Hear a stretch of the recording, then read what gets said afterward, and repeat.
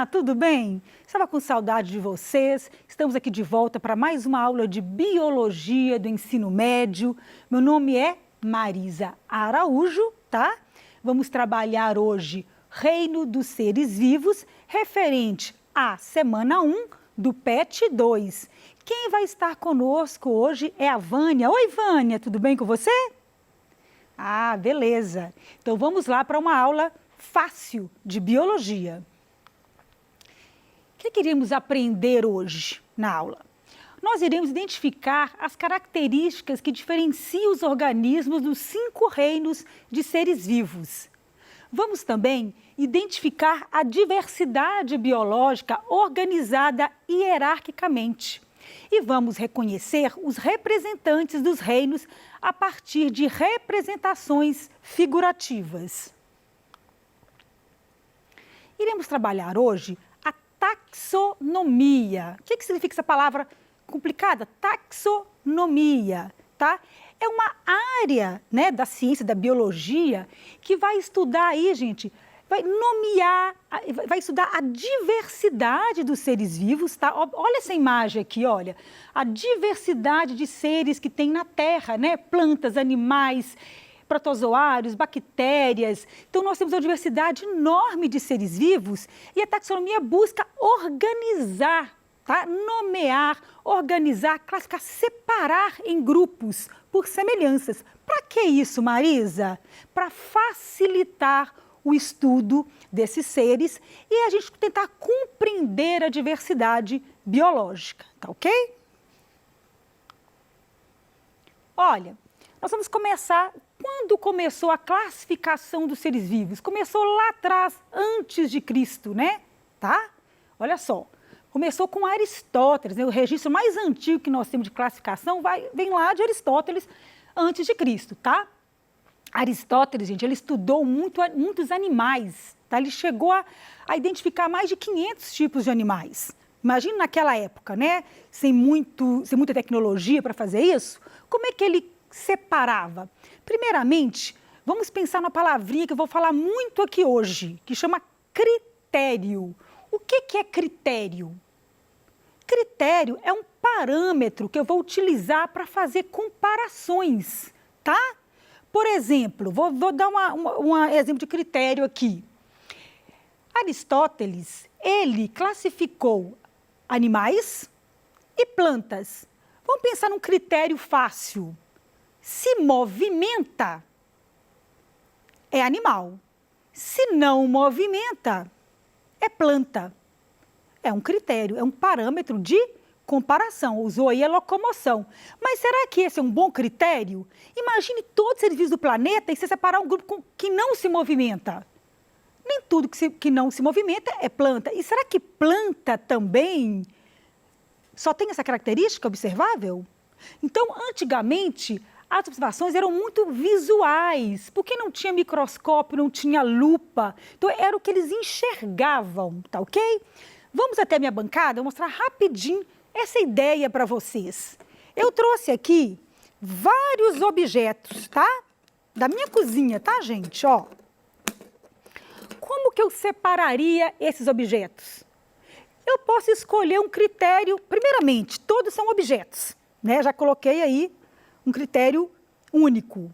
Eu posso separar, por exemplo, objetos feitos de madeira.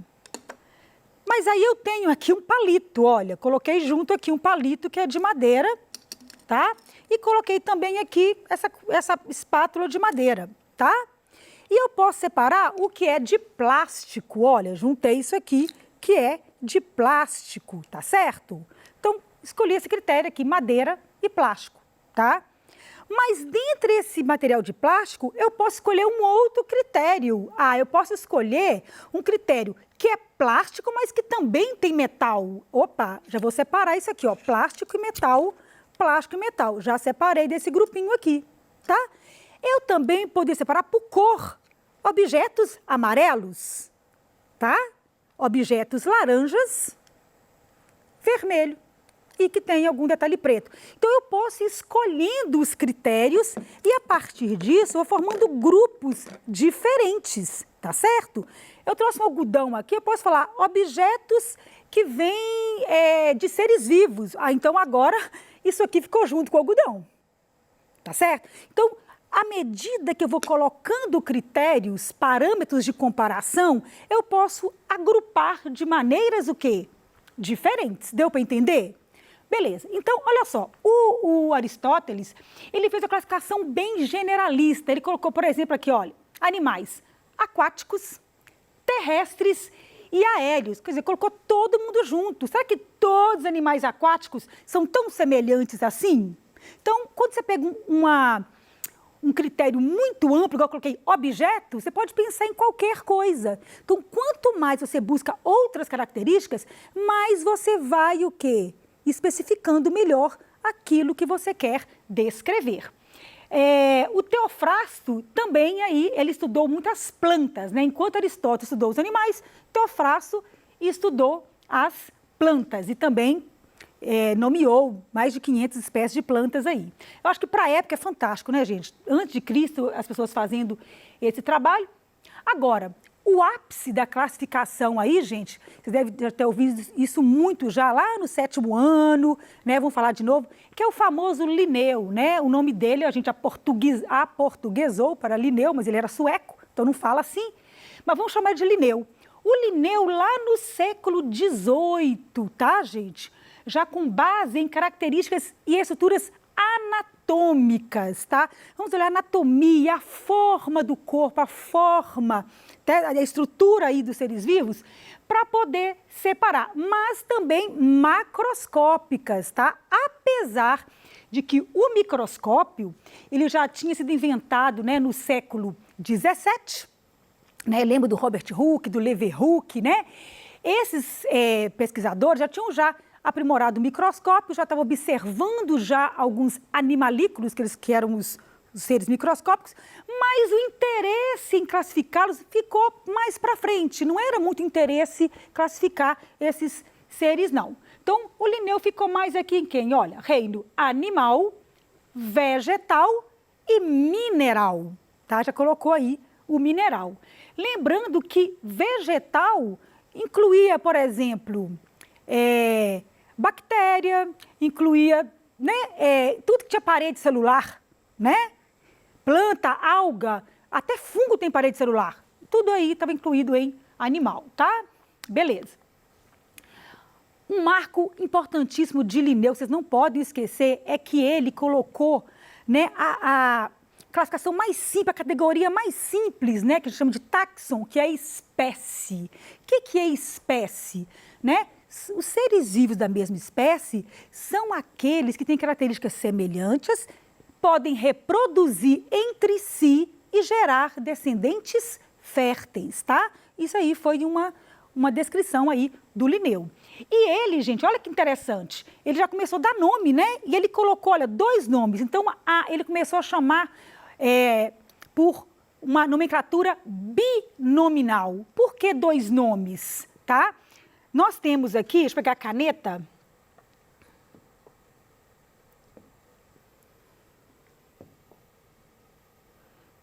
Ó, nós temos aqui a primeira palavra, que é canis, tá? Que é o nome do gênero, tá? E a segunda palavra, familiares, é o nome específico, tá? Então, quando você pega lá, canis familiares, Homo sapiens, sempre 2 nomes, binominal. O primeiro refere-se ao gênero e o segundo a epíteto específico. Aqui, olha, vem aqui na frente, Linneu, que é quem descreveu a espécie, não é descobriu, porque eu posso descobrir um monte de coisa aí, mas eu não descrever, publicar. Ele descreveu e a data que foi publicado aí o trabalho dele, tá certo? Então é muito importante publicar o trabalho. Além disso, o Linneu deixou uma coisa importantíssima para a gente, que ele agrupou os seres vivos, olha só. Então nós temos, vocês lembram aquele reficofage? Vamos ver se vocês lembram disso. Reficofage.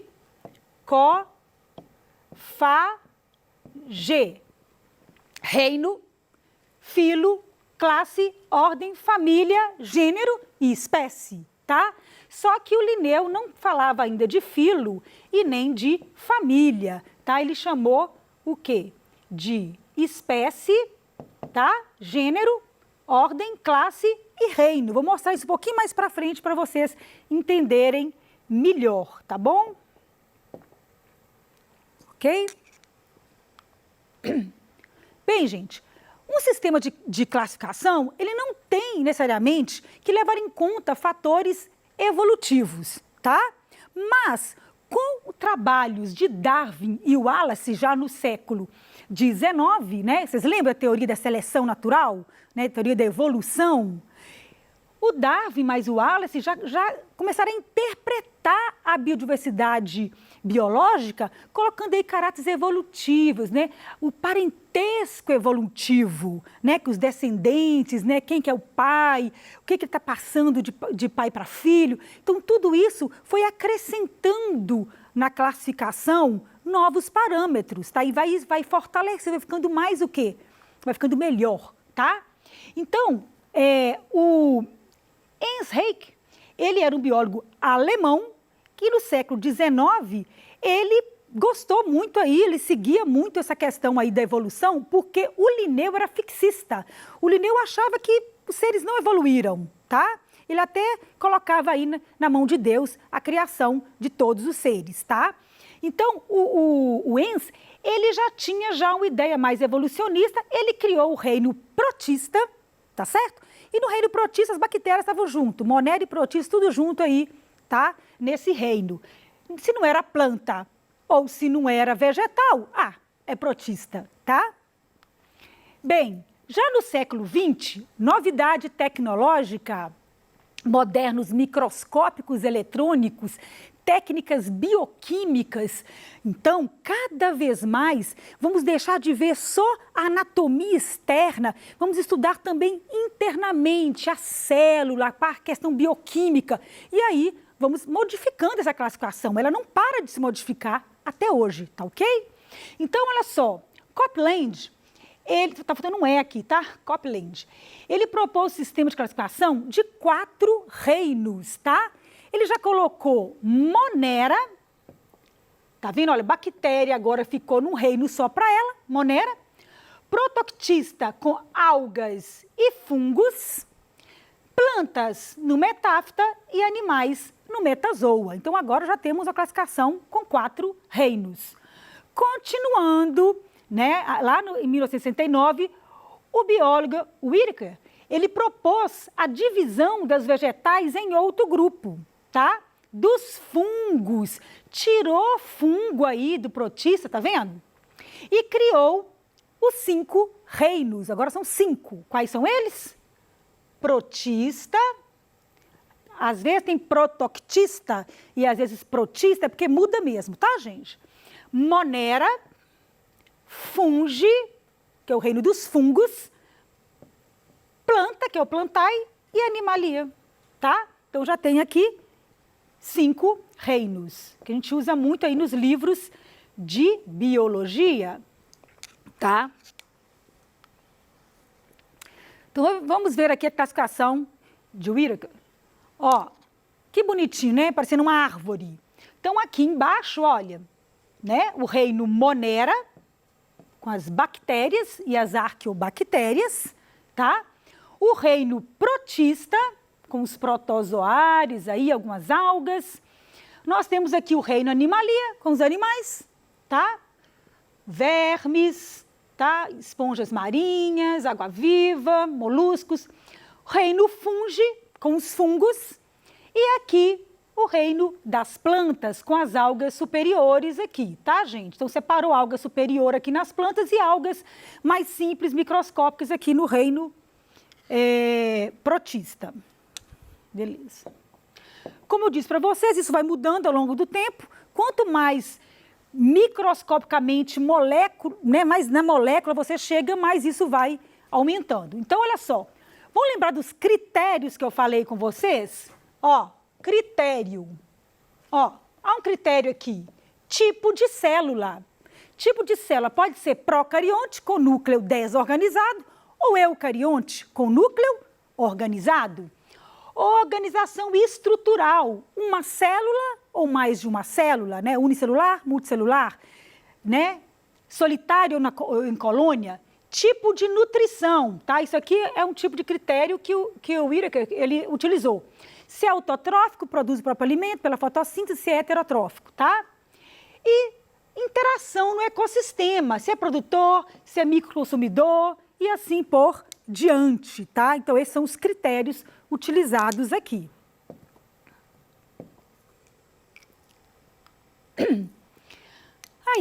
Continuando essa classificação que não para, olha, em 77, Woese, ele já utilizou, gente, estudo de RNA, de proteína, tá? Então, já foi na parte bioquímica, né, na classificação. E percebeu que ele deveria separar aqui no Monera bactérias, separou de árquea, que são bactérias com características específicas, que vivem em condições extremas, tá? Não vou entrar nesse detalhe agora, não. Ele separou em 3 domínios, que é o eucária, que vai colocar todos os, né, animais, fungos, plantas, tudo aí junto, e protozoário, e bactéria e árquea aí em domínios diferentes. 3 domínios, árquea, bactéria e eucária. Nós estamos, então, no eucária. Não, Marisa, que confusão, que coisa difícil. Não, não é difícil não, tá, gente? O livro de vocês vai adotar uma dessas classificações. Segundo Linneu, segundo Whittaker e aí por diante, tá? Então, assim, vamos fazer uma revisão dos reinos. Reino Monera agrupa organismos. Quais são os critérios? Unicelulares e procariontes. São aí as bactérias e as cianobactérias. Reino protista, adoro o reino protista, acho lindo os protozoários, porque é formado de uma célula, mas eles locomovem, você vê eles mexendo, é muito bonitinho. Olha, isso aqui é um paramécio, um caudato, né? Visto aí no microscópio, movimentando, tá? Porque movimenta não é animal, tá, gente? Olha que critério ruim falar isso. Então, eles são o quê? Unicelulares, né? Procariontes, eucariontes e heterotróficos, porque não produzem seu próprio alimento. Mas no grupo do protista incluíram as algas, todas as algas, tá? Mesmo as multicelulares e as unicelulares. Então, esse grupo é um pouco confuso, porque vai ser organismo unicelular e pluricelular, eucariontes e autotróficos por causa aí das algas. É o mais complicadinho, que é unipluri, eucariontes, autotróficos e heterotróficos. Então, são as algas e os protozoários, tá? Lembra aí da ameba, né? Causa algumas doenças. Reino fungi, que são os fungos uni- ou pluricelulares, heterotróficos. Isso aqui é um fungo unicelular, Saccharomyces cerevisiae, que é o que faz a deliciosa cerveja, tá? As plantas, que são eucariontes pluricelulares e autotróficos. Reino animalia, né, que nós estamos incluídos aí, que somos seres eucariontes pluricelulares e que têm nutrição heterotrófica. Não produzimos nosso próprio alimento. E para finalizar aí, lembrando, né, daquela classificação em taxons que nós temos hoje, ó, espécie, peguei aqui o urso, ó, que está num grupinho aqui que é o gênero, depois família, ordem, então já surgiu família aqui, classe, filo, reino e domínio. Então, nós estamos com o urso desde o domínio, ó, no mesmo reino animal, no mesmo filo cordados, nós temos coluna vertebral, classe dos mamíferos, já separa a ordem aí, tá? Então, aí você vai fazendo essa separação, lembrando que a variabilidade, ela vai ser... aqui, olha, nós temos espécies mais específicas, tá? Vai diminuir aí a complexidade, tá? Diminuir a variabilidade. Ok? Tem um exercício aqui, vocês depois vão acessar essa aula e vão tentar fazer, tá ok? E resumindo a aula de hoje, que foi sobre taxonomia, né? Como nós vamos aí classificar a diversidade dos seres vivos. Espero que tenham gostado da aula de hoje e um grande beijo da Marizinha.